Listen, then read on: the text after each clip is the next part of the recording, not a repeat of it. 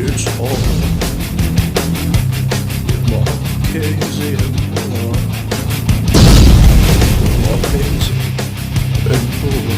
Welcome to the Horror with Marchese and Buller show. Today, we're going to talk about old or new.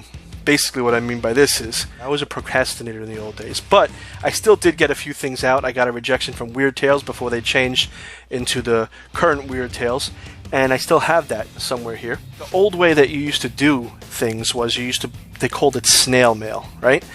You used to send it out, you'd have to wait a few days for it to get to the place, you paid the post office a little extra, and they made sure it got to its location. You sent in a self-addressed stamped envelope, and they rejected it, put it back in that envelope, and sent it back with their reasons for rejection. Now, the thing is, if you wanted that rejection or that letter, if they were going to reject it and you didn't send that envelope, they'd probably just throw it away and not tell you. You'd never know. Usually they requested that envelope because that's how they weren't going to pay to send back the rejection letter, right?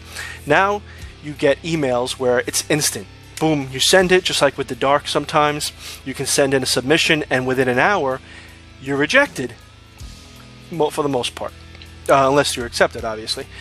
But it's instantaneous. There's no cost except for electricity and obviously other things that we overlook these days.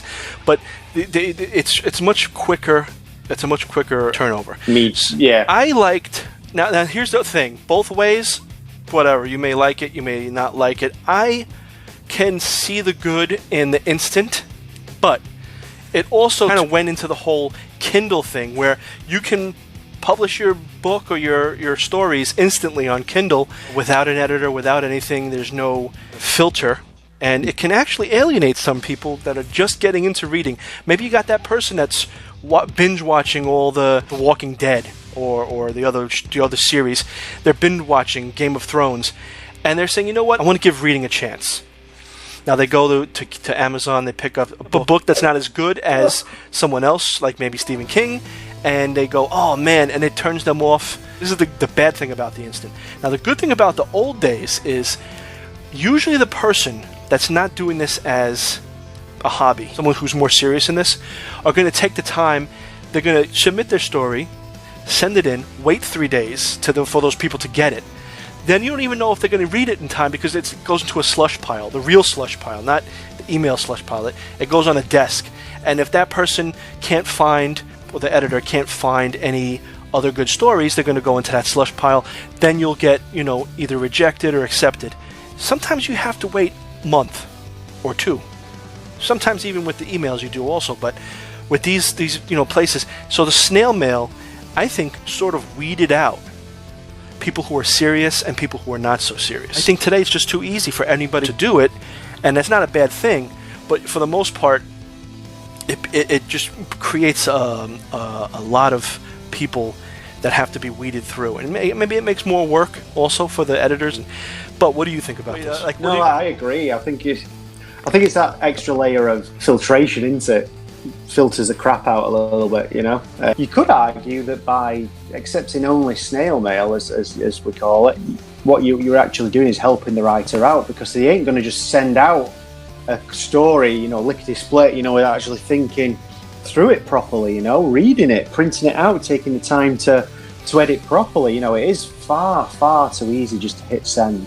Yeah. Even the cover letters are copy and paste these days. It's so simple to send a submission to anyone, and you have these online submission systems as well. Your Moshka or Moxka, or whatever it's called, submittable, and some places have their own. And not only from the point of view of filtering crap from writers, but it also means that if a publication accepts real mail, they have to be a proper publication. It's not just a man in his shed. It's got to be a proper place where you can send to, and there's going to be people there. You could argue that as well, and maybe that'd help with the quality.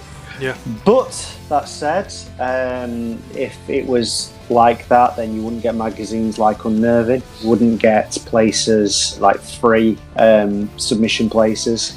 Eddie would find it very, very difficult to have to weed through a load of mail, even if it did have a self-addressed envelope in it. And it'd be more work for the editor. So I can sort of I do agree with you, though. I think back in the day when you couldn't email a submission, I think the quality of stories perhaps was better than it is now, percentage-wise. For and against. But it's far too easy just to just whack it in an email and hit send. Yeah. Um, What do you guys think? Leave your comments below. But on that note, We'll see you next time.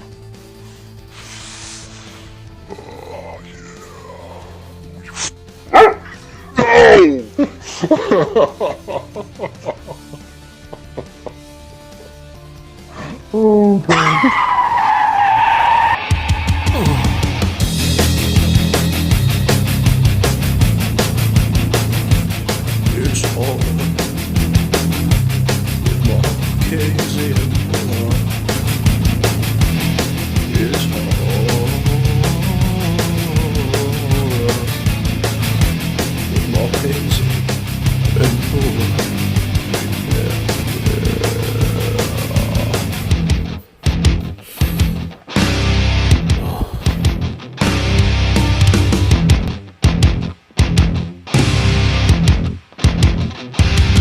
this attic is so fucking hot, it's not even funny.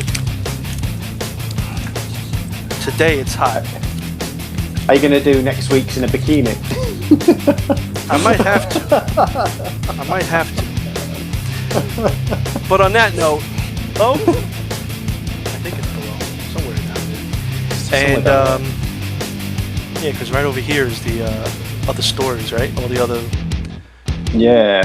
Yeah. And somewhere under that pile behind you is your rejection letter from Weird Tales. Yes! Somewhere.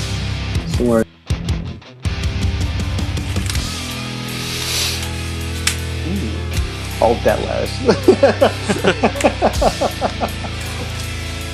Oh my... Huh? Iron Man got it.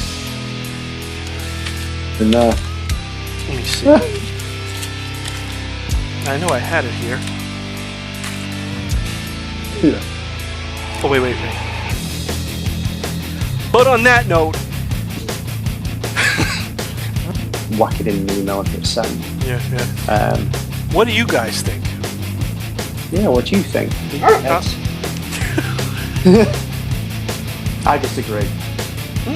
Roll credits. Wait. See you next time! Wait. Welcome to the Horror with Marchese and Buller show. Today, we're going to talk about a book that's not as good as, yes, Unicorn Gary. They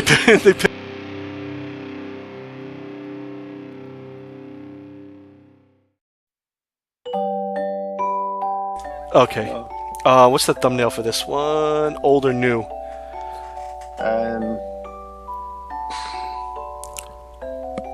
Just like...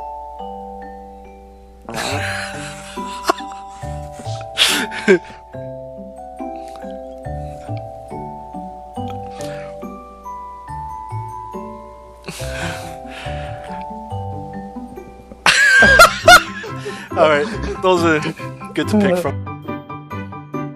Or turnover. Meats, yeah. Yeah. So